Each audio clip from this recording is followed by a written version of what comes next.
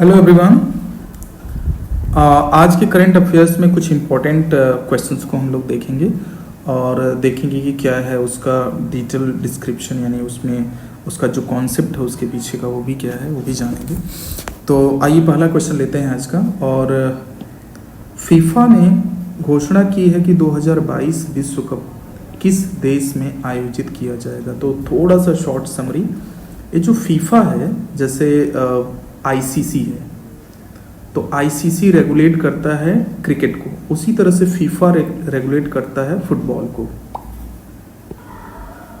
तो ये regulating authority है जो वर्ल्ड कप होते हैं उसकी पूरी डिटेल किस कंट्री में होगा, क्या क्या उसके रूल रेगुलेशंस होंगे, वो सारी चीज़ों को रेगुलेट करता है, कंट्रोल करता है। तो और इसी की देख रेख में वो सारी वर्ल्ड कप खेले जाते हैं। तो अब ये जो है फीफा ने डिसाइड किया है कि जो 2022 का होने वाला है वर्ल्ड कप, वो खेला जाएगा कंट्री कतर में। तो थोड़ा सा जानते हैं इसके बारे में। तो फीफा ने अनाउंस किया है कि 2022 वर्ल्ड कप कतर एक कंट्री है जिसमें आयोजित किया जाएगा। एक मुस्लिम बाहुल्य कंट्री है और फीफा ने मैचों की अनुसूची में जारी कर दिया है और 2020 मतलब जितने मैचेस खेले जाएंगे उसका डिटेल भी जारी कर दिया, इशू कर दिया गया। 2022 का जो फीफा वर्ल्ड कप है वो अरब कंट्री में आयोजित होने वाला यह पहला वर्ल्ड कप होगा, इससे पहले कभी नहीं हुआ था। और यह एक मुस्लिम बहुल कंट्री है और वर्ल्ड कप में 32 टीमों को अंतिम टाइम बाद लास्ट टाइम ये शामिल हो रही हैं, क्योंकि इसके बाद 2026 में जो वर्ल्ड कप खेला जाएगा 4-4 साल बाद होता है। तो जो 2026 में खेला जाने वाला है टूर्नामेंट, उसमें 48 टीमें पार्ट करेंगी, जबकि अभी लास्ट टाइम ये 32 टीमें हिस्सा ले रही हैं इस वर्ल्ड कप में। तो ये रहा थोड़ा इस क्वेश्चन के बारे में। अगले क्वेश्चन पर बढ़ते हैं और अगला क्वेश्चन है कि निम्नलिखित में से कौन सा राज्य 2022 तक प्राकृतिक तरीके से खेती करने वाला देश का पहला राज्य बनेगा। तो बहुत अच्छा क्वेश्चन है। प्राकृतिक तरीके से खेती का मतलब समझ लीजिए पहले। इसमें जो हम लोग आर्टिफिशियल जो फर्टिलाइजर्स होते हैं, तरह तरह के रासायनिक खादें होती हैं, उनका यूज ना करके गोबर की खाद, मैन्योर और इन सब चीज़ों को यूज़ करके खेती की जाती है। तो ये प्राकृतिक खेती होती है। अब इसमें होता क्या है कि ये जो कौन सा स्टेट जो अनाउंस किया है, तो इसके लिए एक स्टेट है हिमाचल प्रदेश, जिससे वेल नोन होंगे, बहुत अच्छा, जो शिमला कैपिटल है जिसकी। तो यहाँ पर प्राकृतिक तरीके से पूरी तरह से खेती करने वाला 2022 तक का टारगेट रखा है ये स्टेट, और 2022 तक पूरी तरह से यहाँ खेती प्राकृतिक तरीके से होने लगेगी। तो थोड़ा सा एक्सप्लेनेशन देखते हैं कि हिमाचल को वर्ष 2022 तक प्राकृतिक तरीके से खेती करने वाला प्रदेश बनाने का लक्ष्य रखा गया है। इसे हासिल करने के लिए अभी तक प्रदेश की 3226 पंचायतों में से 2945 पंचायत, मतलब वही ग्राम पंचायत, 2945 में प्राकृतिक खेती शुरू कर दी है। 281 पंचायतों में प्राकृतिक खेती की शुरुआत की जानी है। ऐसा होने पर हिमाचल प्रदेश पहला देश होगा जहां हर किसान प्राकृतिक तरीके से खेती करेगा। हिमाचल में 9.60 लाख किसान परिवार हैं, जिसमें से 55,000 किसान प्राकृतिक तरीके से खेती कर रहे हैं। Currently they are doing so. तो ये बहुत अच्छा क्वेश्चन था और अच्छा है, क्योंकि इस तरह की जो फसलें होंगी वो उसके जो भी अन्न होते हैं वो शरीर को कोई हार्मफुल कोई इफेक्ट नहीं डालते और हेल्थ के लिए भी अच्छे होते हैं। अब अगले क्वेश्चन पर बढ़ते हैं और अगला है कि हाल ही में किस राज्य सरकार ने वेस्ट ऑफ एनर्जी नामक एक पहल के तहत राज्य में उत्पन्न कचरे से बिजली बनाने का फैसला किया। बहुत अच्छा ये क्वेश्चन भी है और बहुत अच्छा वर्क ये गवर्नमेंट सोच रही है। अच्छा सोचिए जरा कि जो कचरा जिसको हम फेंक देते हैं, जो कोई काम का नहीं होता, उससे अगर बिजली बनाई जाए, जो कि सबसे काम की चीज़ है, क्योंकि बिना बिजली बिना एनर्जी के तो कुछ नहीं होना है आज। तो कितनी बड़ा अचीवमेंट ये कहा जा सकता है स्टेट गवर्नमेंट के लिए, जिस स्टेट में शुरू होने जा रहा है। तो आइए इसके बारे में समझते हैं, एक्सप्लेनेशन देखते हैं। उत्तराखंड पर्यावरण संरक्षण और प्रदूषण नियंत्रण बोर्ड के अनुसार इस कचरे से, मतलब जो कचरा वहाँ पैदा होता है पर डे, उन कचरों से लगभग 5 मेगावाट बिजली पैदा हो सकती है। अच्छा, मेगावाट के बारे में समझ लीजिए। जैसे नॉर्मली एक घर में लगभग 100 से 150 वाट बिजली खर्च होती है, वाट, और 1 मेगावाट का मतलब होता है 1000 किलोवाट। और 1 किलोवाट जो होता है वो लगभग नहीं, एग्जैक्टली 1000 वाट के बराबर होता है। फाइनली ये कह सकते हैं कि एक जो मेगावाट होगा वो आपका लगभग 10 पावर 6 वाट के बराबर होता है। ठीक है, तो ये समझना ज़रूरी है। तो इसका मतलब समझ लीजिए कि ऑलमोस्ट आप अनुमान लगाइए कि एक नॉर्मल घर में जो बिजली का खर्च होता है वो लगभग 150 से 200 यूनिट के आसपास होता है सामान्य फैमिली में। तो आप समझ सकते हैं कि 5 मेगावाट कितने फैमिलीज़ में यूज किया जा सकता है। इवन जो भी है, कचरे से अगर पैदा हो रही है तो बहुत है वो। अच्छा, प्रदूषण पर अंकुश लग सकता है। एक तो प्रदूषण नहीं होगा, वो जो गंदगी है उससे बिजली बनाने का काम हो रहा है। और इस योजना का उद्देश्य पहाड़ी प्रदेश में ठोस कचरे के निपटान के लिए लैंडफिल की अनुपलब्धता की समस्या को भी हल करना है। अनुपलब्धता, लैंडफिल का मतलब होता है कि वो जगह जहाँ पर इन सब जो कचरे को फेंका जाता है, तो वहाँ पर इस प्रॉपर स्पेस उपलब्ध ना होने की वजह से भी वहाँ प्रॉब्लम होती है। तो उसको जब हम अच्छे से यूटिलाइज कर लेंगे तो हम एक तरह से उनको हम सही जगह यूज भी कर पा रहे हैं। तो राज्य सरकार के आंकड़ों के मुताबिक पहाड़ी राज्य में हर दिन 900 टन कचरा पैदा होता है।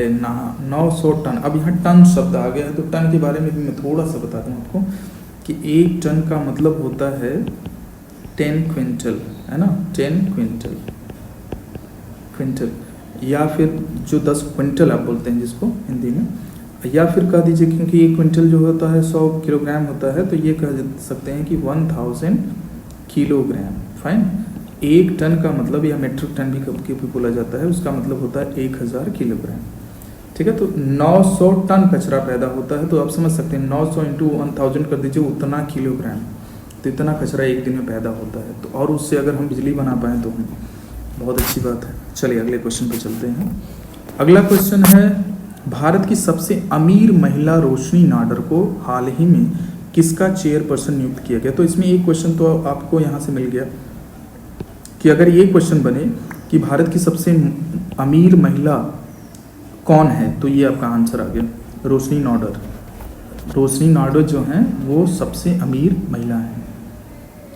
अच्छा, इनको जो है चेयरपर्सन नियुक्त किया गया, जिसे प्रेसिडेंट कह सकते हैं, लेडीज प्रेसिडेंट हैं ये। तो चेयरपर्सन नियुक्त किया गया है। तो ये किस कंपनी से संबंध रखती हैं? ये हैं HCL टेक। ठीक है, तो इसी के बारे में थोड़ा सा हम लोग समझेंगे। भारत की सबसे अमीर महिला रोशनी नाडर को किसी सूचीबद्ध भारतीय IT सूचना प्रौद्योगिकी कंपनी की प्रमुख बनने वाली पहली महिला बन गई हैं। उन्होंने अपने पिता और अरबपति उद्यमी शिव नाडर से 8.9 अरब डॉलर की कंपनी HCL टेक्नोलॉजीज की चेयरपर्सन का पदभार संभाला है। रोशनी एक प्रशिक्षित शास्त्रीय संगीतकार भी हैं, शास्त्रीय संगीत समझ सकते हैं।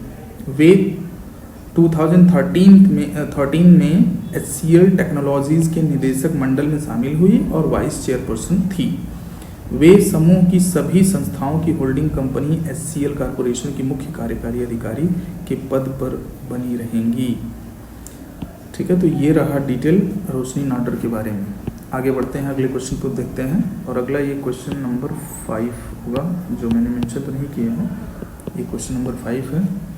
भारत और किस देश ने साइबर हमलों से निपटने में सहयोग बढ़ाने के लिए एक समझौते पर हस्ताक्षर किया है? तो भारत और कौन सा देश हो सकता है? आप समझ सकते हैं, नेपाल के साथ तो विवाद ही है, चाइना के साथ विवाद ही है, रशिया नहीं है, और ये है अपना कंट्री, एक छोटा सा कंट्री इजराइल।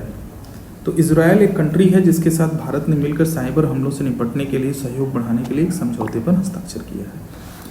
तो अब इसके बारे में थोड़ा सा समझ लेते हैं कि इजराइल में भारत के जो राजदूत हैं, वो राजदूत यानी कि एक प्रतिनिधि के रूप में जो पर्सन रहता है वहाँ पर भारत सरकार का, उसको राजदूत कहा जाएगा। तो तो राजदूत संजीव सिंगला और इजराइल के राष्ट्रीय साइबर निदेशालय के महानिदेशक ईगल उन्ना ने इस समझौते पर हस्ताक्षर किए। इस समझौते से साइबर खतरों पर देश के बीच सूचनाओं के आदान प्रदान के दायरे का विस्तार होगा और ये समझौता क्षमता निर्माण और क्षेत्र में सर्वोत्तम प्रथाओं के आपसी आदान प्रदान में सहायता करेगा। अब इसके बारे में थोड़ा सा अगर हम बताना चाहें आपको, तो ये देखिए, ये मैप है और इस मैप में ये इंडिया की पोजीशन है और ये गूगल मैप से मैंने लिया हुआ है इसको। ये इंडिया की पोजीशन है यहाँ, और यहाँ कहीं उत्तर प्रदेश में आप रह रहे हैं और यहाँ से समझिए आपको निकलना है इधर, और ये महाराष्ट्र का एरिया, और यहाँ से निकलते हुए आपको जाना पड़ेगा। ये जो एरिया देख रहे हैं रेड सी, लाल सागर जिसे कहा जाता है, ये एरिया, ये लाल सागर के नाम से जाना जाता है। और यहाँ से निकल के आप पहुँचेंगे, यहाँ स्वेज नहर है, स्वेज कैनाल, और ये इजिप्ट का एरिया है इधर, और यहाँ पर भूमध्य सागर ये, और यहीं पर ये इजराइल कंट्री है यहाँ पर।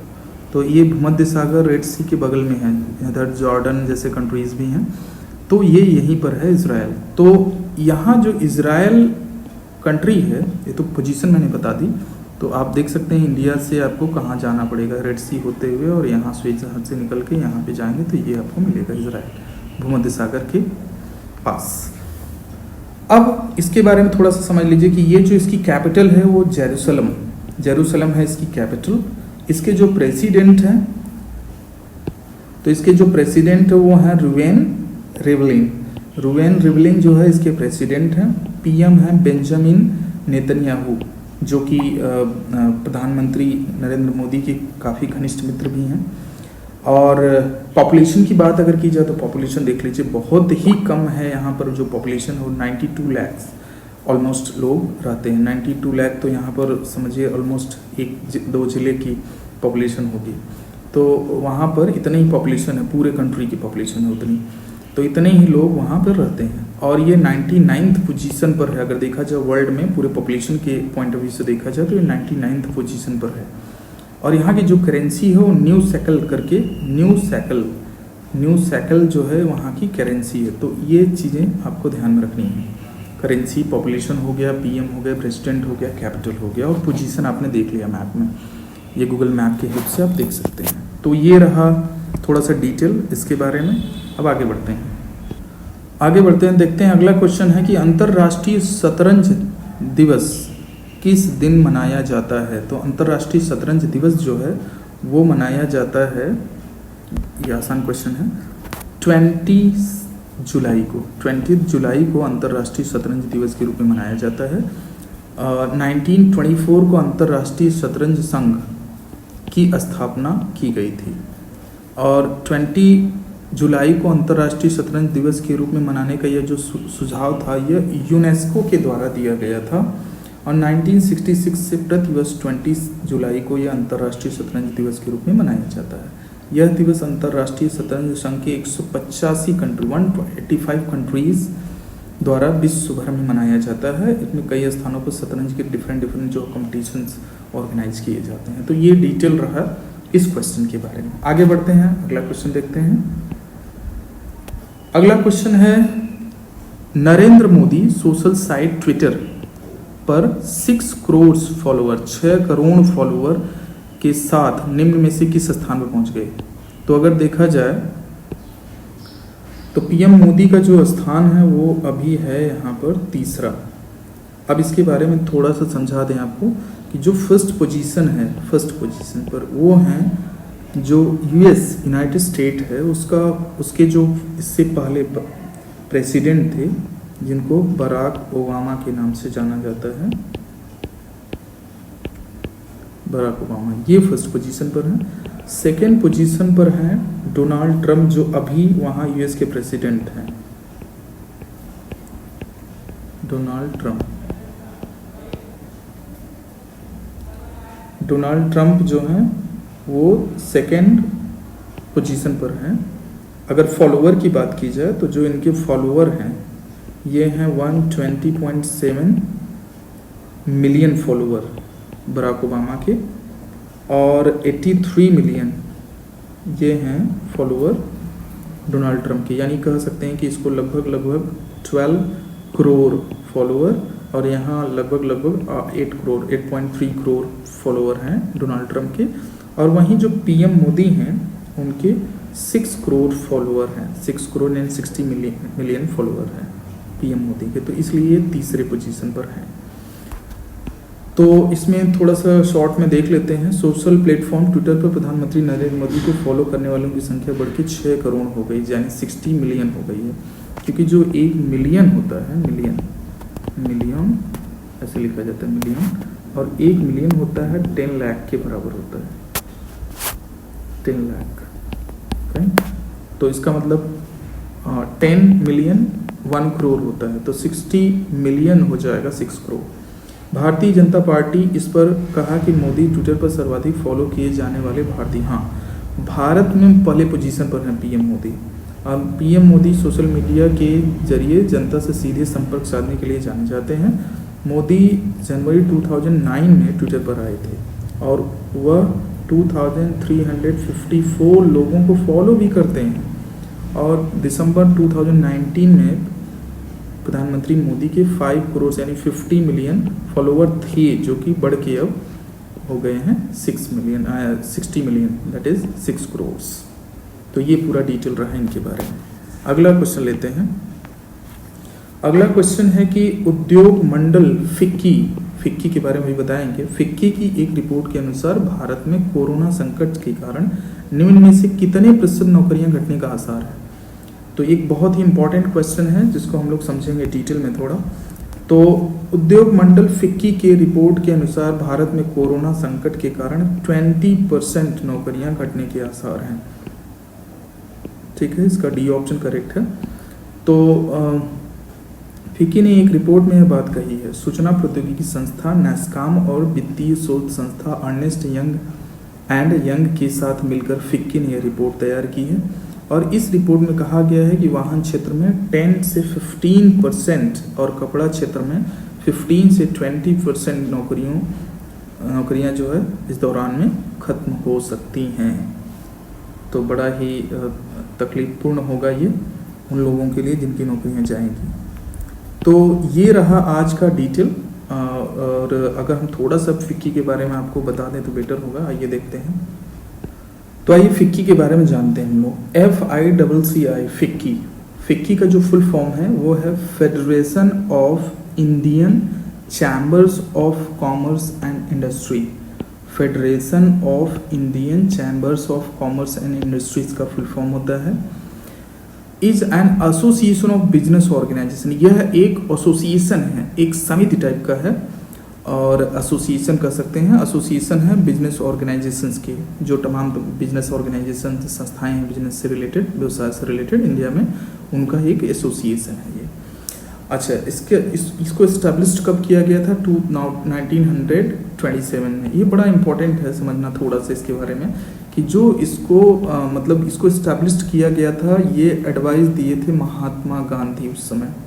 उस समय महात्मा गांधी जी थे और उनकी एडवाइस पर इसको इस्टेब्लिश किया गया था। और इसमें इस्टेब्लिश करता कौन कौन लोग हैं? GD बिरला और पुरुषोत्तम दास ठाकुर दास। तो ये जो हैं इसको इस्टेब्लिश करने वाले लोग हैं और इनके महात्मा गांधी के एडवाइस पर। तो ये बड़ा इंपॉर्टेंट पॉइंट रहा समझना फिक्की क्या होता है। और इसके ये जो क्वेश्चंस रहे बहुत इंपॉर्टेंट रहे। इसको कम से कम 2 से 3 बार देखें और रिवीजन करें और कुछ नोट्स, इसके इंपॉर्टेंट नोट्स को नोट करते रहें ताकि ये भूलें ना। Thank you.